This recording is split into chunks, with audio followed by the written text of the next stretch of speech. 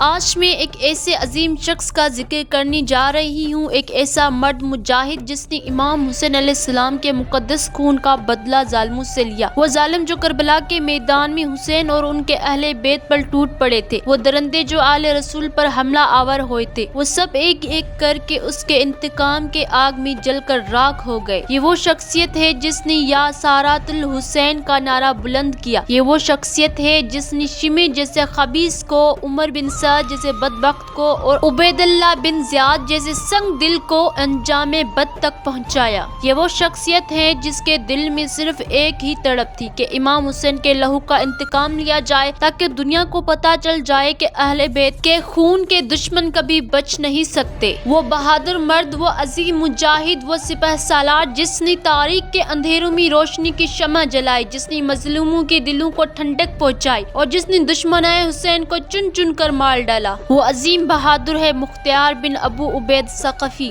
مختار ایک ایسا شید مجاہد تھا جس کی تلوار مظلوموں کی امید، جس کا عزم حق کی پہچان اور جس کی آواز انتقام کی گرج تھی۔ وہ وقت کے بہادر، میدان جنگ کا فتح اور ظالموں کو سبق دینے والا ایک عظیم کردار تھا۔ تاریخ ہمیشہ پکارے گی کہ اگر مختار نہ ہوتا تو حسین کے قاتل شاید کبھی انجام کو نہ پہنچتے۔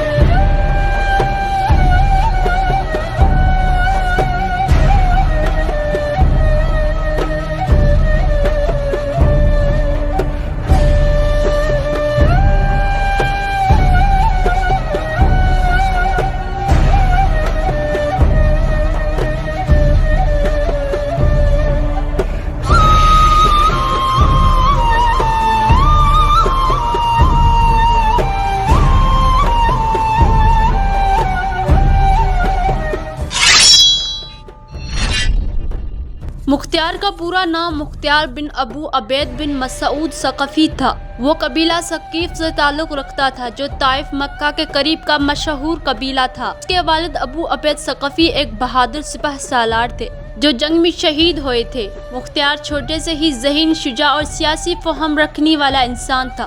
وہ نہ صرف بہادر تھا بلکہ بڑا چالاک اور حکمت عملی کا ماہر بھی تھا۔ جب امام 61 ہجری میں کربلا میں شہید ہوئے، اس وقت مختار کوفہ ہی میں تھے، لیکن وہ امام حسین کی مدد کو نہ جا سکا کیونکہ ابن زیاد جو کہ اس وقت کوفہ کا گورنر تھا، اس نے مختار کو گرفتار کر کے جیل میں ڈال دیا تھا۔ مختار کو جیل میں ڈالنے کی وجہ یہ تھی کہ وہ امام حسین علیہ السلام کا حمایتی ہے، اس لیے ابن زیاد نے احتیاطاً اسے قید کر دیا اور اسی وجہ سے مختار کربلا کے میدان میں شریک نہ ہو سکا۔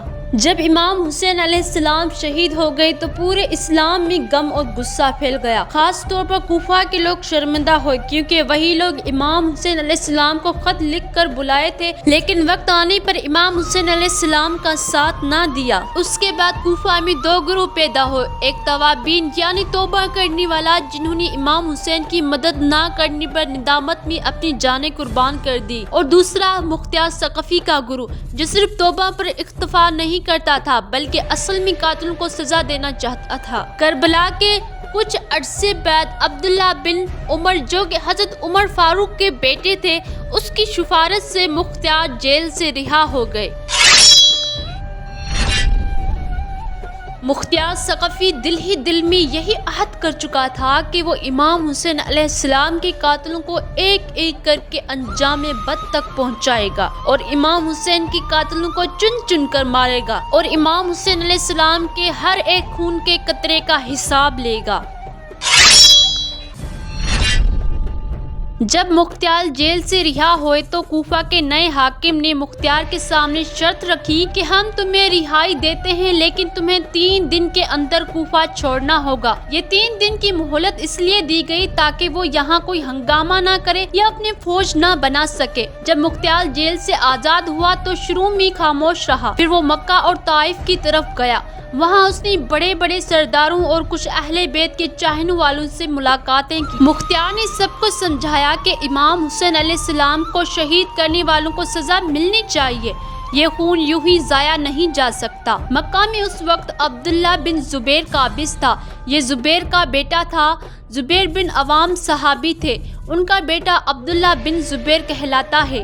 عبداللہ بن زبیر چاہتا تھا کہ لوگ اسے خلیفہ مانیں، لیکن وہ مختار کو پسند نہیں کرتا تھا، کیونکہ مختار کی اصل وجہ تھی کہ صرف امام حسین علیہ السلام کے خون کا بدلہ لیا جائے، جبکہ ابن زبیر اپنی حکومت کو بڑھانے میں لگا ہوا تھا۔ کچھ وقت بعد مختار واپس کوفہ آیا۔ یہاں اس نے اہل بیت کے چاہنے والوں کو جمع کیا۔ یہ وہ لوگ تھے جو امام حسین علیہ السلام کی مدد نہ کر سکے، لیکن وہ لوگ دل ہی دل میں پچھتا رہے تھے۔ ان سب کو شیعہ کہا جاتا تھا۔ مختار ثقفی نے سب لوگوں کو پیغام دیا کہ میں آیا ہوں صرف ایک مقصد کے لیے، کہ امام حسین علیہ السلام اور ان کے ساتھیوں کا بدلہ لینے کے لیے۔ جو اس مقصد کے ساتھ ہے وہ میرا ساتھی ہے۔ آہستہ آہستہ ہزاروں لوگ اس کے ساتھ جڑنے لگے۔ مختار نے اپنی فوج تیار کی جسے شرطۃ المہدی کہا جاتا تھا۔ اب آئی امام حسین علیہ السلام کے خون کا بدلہ لینے کی گھڑی۔ جب مختار کی پوری فوج تیار ہو گئی تو مختار نے ایک ایک قاتل کو ڈھونڈنا شروع کیا۔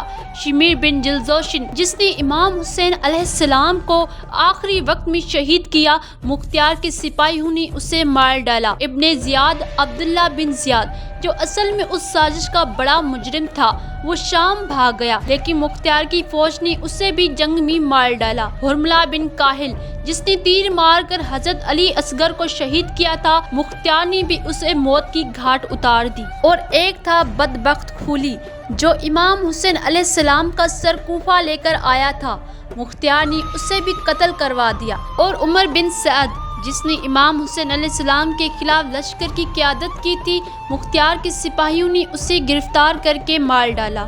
حسین بن نمیر اور دیگر فوجی سردار جو کربلا میں شریک تھے، یوں مختار ثقفی نے ایک ایک کر کے سارے بڑے مجرموں کو مار ڈالا۔ جب کربلا میں امام حسین علیہ السلام شہید ہوئے، اس وقت مختار ثقفی کی عمر تقریباً 38 سال تھی۔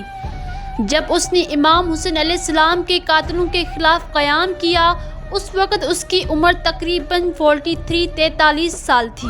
مطلب کہ مختار ثقفی نے پورے 4 سال کے بعد امام حسین علیہ السلام کے خون کا بدلہ لیا۔ مختار ثقفی نے بہت سے قاتلوں کو ختم کر دیا، لیکن سیاسی طور پر اس کے مخالف بھی بہت زیادہ ہو گئے۔ جب مختار کی تحریک کامیاب ہونے لگی تو اس نے کوفہ کا نظم و نسق سنبھال لیا۔ وہ گورنر بن گیا، لیکن اس کی حکومت عام حکمرانوں جیسی نہیں تھی۔ اس نے سب سے پہلے اعلان کیا، یہ حکومت اہل بیت کے خون کے بدلے کی حکومت ہے، یہاں انصاف ہوگا، ظلم نہیں۔ اس کے فیصلے سخت تھے مگر انصاف والے تھے۔